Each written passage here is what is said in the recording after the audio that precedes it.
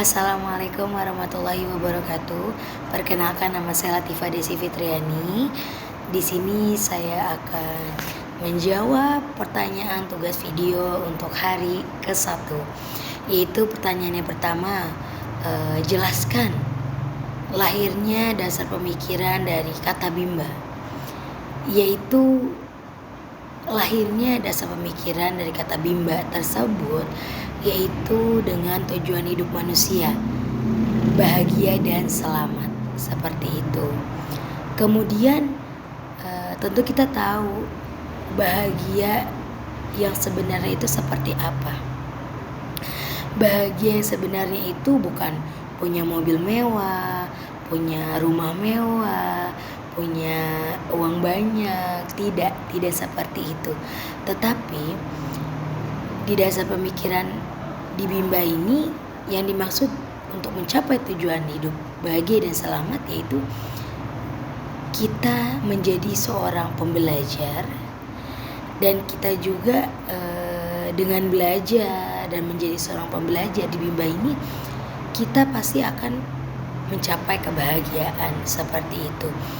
Jadi bukan harta yang banyak, bukan kendaraan yang bagus, tetapi dengan kita tahu tujuan hidup manusia tersebut, insya Allah kehidupan kita juga akan ikut bahagia, seperti itu. Dan untuk pertanyaan kedua yaitu apa sih konsep bahagia dan konsep pembelajar? Di sini kita sambungin aja. Konsep dari bahagia dan pembelajar yaitu berkaitan. Yang pertama, bagaimana sih agar kita bahagia, seperti itu.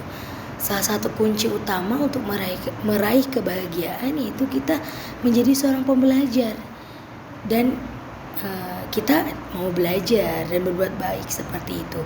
Insya Allah ketika kita melakukan konsep sebagai pembelajar, konsep kebahagiaan itu pun ikut sendiri dari diri sendiri kita, seperti itu. Untuk pertanyaan kedua yaitu jelaskan makna yang ada di 7 ayat nilai dasar bimba. Yaitu yang pertama, di 7 nilai dasar bimba yaitu ada 1 yaitu cara menumbuhkan minat baca dan belajar pada anak dengan menerapkan fun learning, seperti itu. Jadi di fun learning ini kita akan membuat anak-anak menjadi belajar itu dengan cara yang menyenangkan, seperti itu. Kemudian untuk ayat yang kedua, anak itu anugerah pemberian Tuhan yang luar biasa. Dan maknanya dari itu yaitu kita harus yang diamanahkan oleh Tuhan harus kita jaga sebaik-baiknya. Salah satunya kita membimbakan anak, seperti itu. Kemudian yang ketiga, fun learning sepanjang masa. Yang dimaksud itu pentingnya menciptakan suasana pendidikan yang sepenuhnya menyenangkan, yaitu fun learning.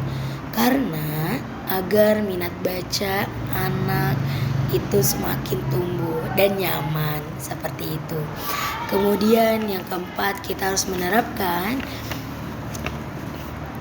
metode small step system, yaitu bertahap, dan individual system, yaitu pendekatan individual kepada anak, yaitu syarat mutlak dari fun learning. Jadi kalau kita ingin fun learning, kita harus memiliki metode itu, individual system dan small step system, seperti itu. Kemudian untuk yang fun learning di bimba ini unik. Agar bisa fun learning, maka kita bertahap, disesuaikan dan dibimbing secara individual system, seperti itu. Yang kelima, ayat yang kelima, hak anak dan kewajiban orang tua. Yaitu yang dimaksud dari sini komitmen bahwa bimba itu merupakan bagian dari pendidikan, wadah dari pendidikan untuk setiap anak gitu, bahwa Bimba itu pendidikan pendidikan adalah kita harus yakin, kita harus yakin hak setiap anak gitu. Sedangkan belajar bukan hak anak, tetapi hak orang dewasa. Kenapa begitu? Untuk membimbing agar dapat pembelajaran yang bijaksana, seperti itu.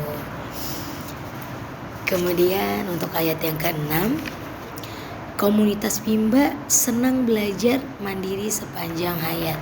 Yang dimaksud dari sini, komunitas Bimba adalah setiap individu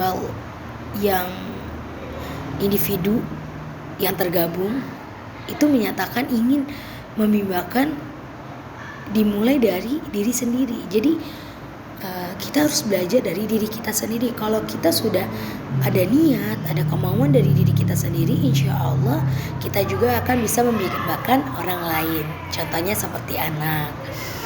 Kemudian ayat yang ke-7, komunitas Bimba mensosialisasikan kebimbaan, yaitu yang dimaksud komunitas Bimba tentunya sudah mengetahui dan sudah merasakan bagaimana manfaat membimbakan untuk diri sendiri. Manfaatnya apa aja, banyak hikmah yang diambil, banyak pelajaran yang kita bertambah untuk diri kita sendiri, seperti itu. Untuk video yang pertama sudah selesai. Jika jawaban saya kurang sopan atau kurang jelas, saya mohon maaf karena saya juga masih tahap belajar. Terima kasih. Wassalamualaikum warahmatullahi wabarakatuh.